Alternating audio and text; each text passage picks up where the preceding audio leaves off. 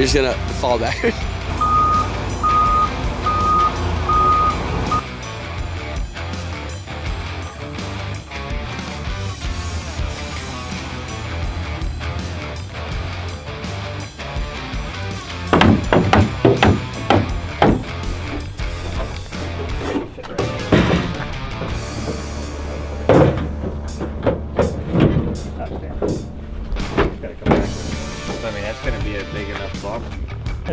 Dude, this thing's gonna be wide.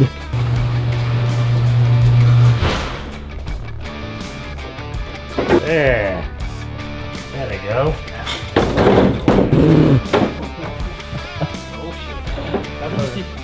What is that? Fuck, race truck bow?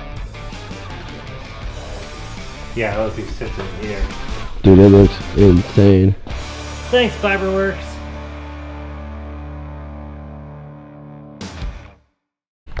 That's how fat he just exploded. Just the shoes are here.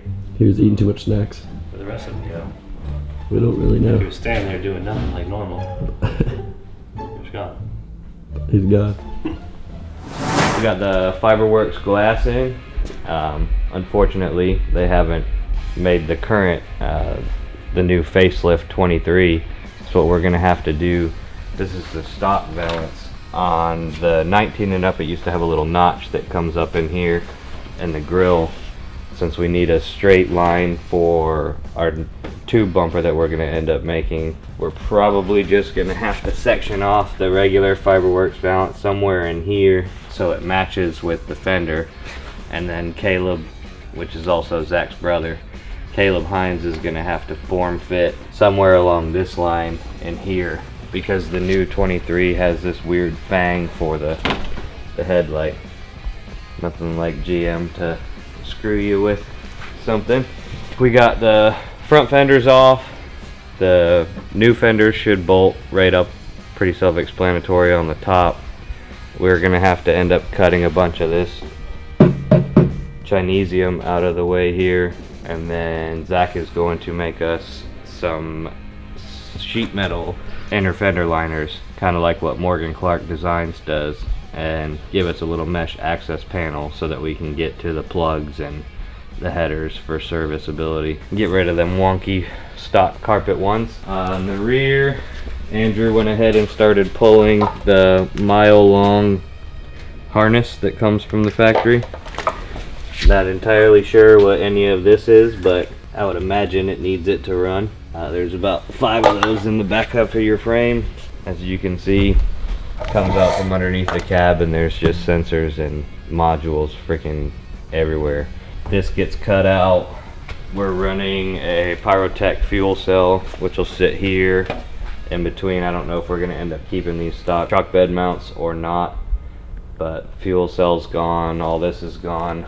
We're going to probably end up extending most of these and running them in. We're going to put a false floor in the truck to keep all of the electronics out of the weather, and going to end up having to go to a 2-piece drive shaft. We've got a bunch of chassis lacing tube work that goes in here that ties into the bed cage. We are not caging the interior of the truck since it is a 23 and we live in North Carolina, not in Cali. We're going to get rid of these nice Unileafs that GM eased us into. One of the PRP seats showed up yesterday. Making a custom center console for this truck. Get rid of, I know you want us to keep the hardwood floors inside, Miller, but those those have to go. We've got a bench to match, but I didn't order that till like 2 weeks after the front, so those should be here any day now. But we're gonna run the full PRP interior, suede with the carbon fiber and the white stitching. Amanda asked me why I've been wearing gloves in like the past 3 episodes.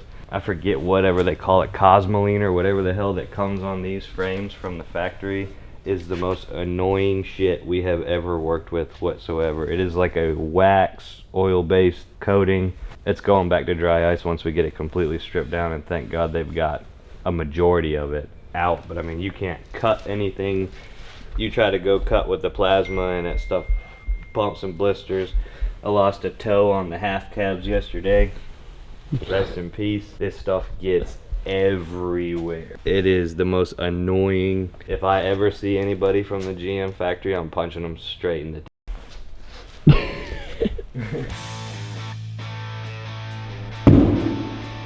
Action. We got a 2021 Audi SQ8. Came in for exterior wrap. We did the 3M matte gray aluminum. Color matched all the body panels, fender flares, all of the painted silver trim, and then left all the high polish or anodized silver to match the wheels.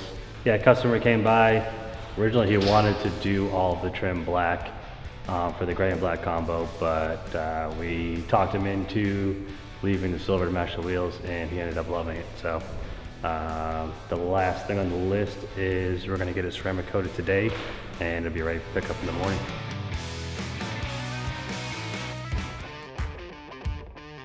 On the front, we are running a 3.0 coilover, 8-inch, and then we're going to run a 3.5 or a 4.0, depending on what's less of a lead time from Uncle Brett over at King for the bypass. Everything is all 4130 TIG welded. We're running billet uppers, all FK rod ends, Heims.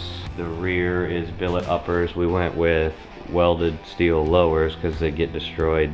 They're too close to the pavement, and it's a difference of about $5,000 between doing 55-inch billet one piece or welded steel.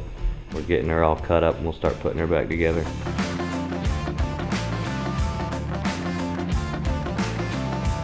Who's this man right here? That guy? Yeah. You don't know that guy? I don't know who this is. Ready? Yeah. She's ready.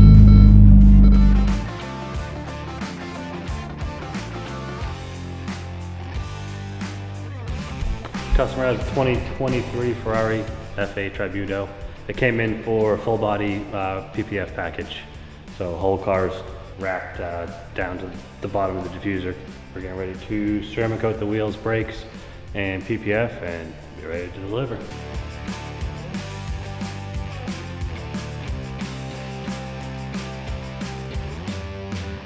Look how much room for activity.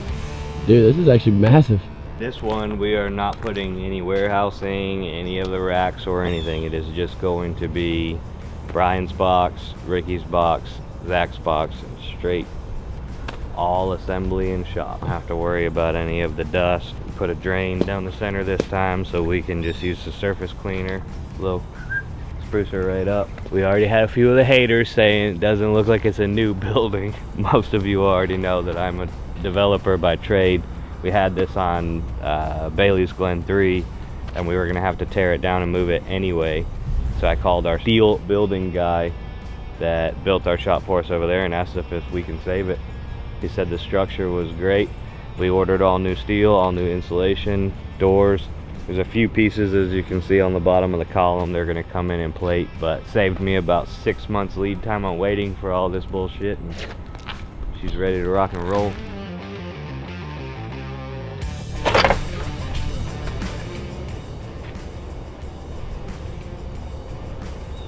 Let's see. Pop the trunk, what'd you get it? Now, I've seen Jake happy before, but never this happy. Miller. Oh look, Griffin Tire Brad. You hit the jackpot, didn't you, Snack King? Oh, she re-upped us on the mini muffies. The Snack Queen hooked us up. She didn't get us individual bags, she got us. Help yourself. Well, once you pop, where do you stop?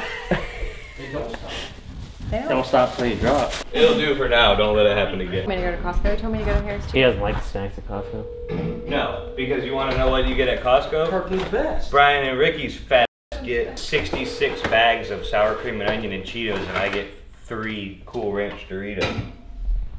We can't control what they put in the box. Sounds like a personal problem if you ask me. This dude's so excited about the snacks, man. We had a bunch of hobos come in here and start attacking the fridge. Is that us? Are we the hobos?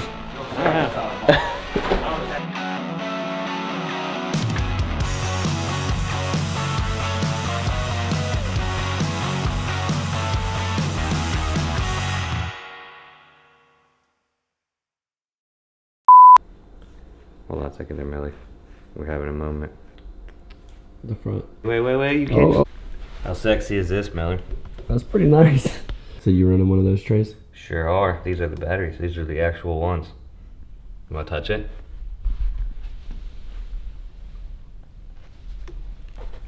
Careful, you almost grounded yourself, huh?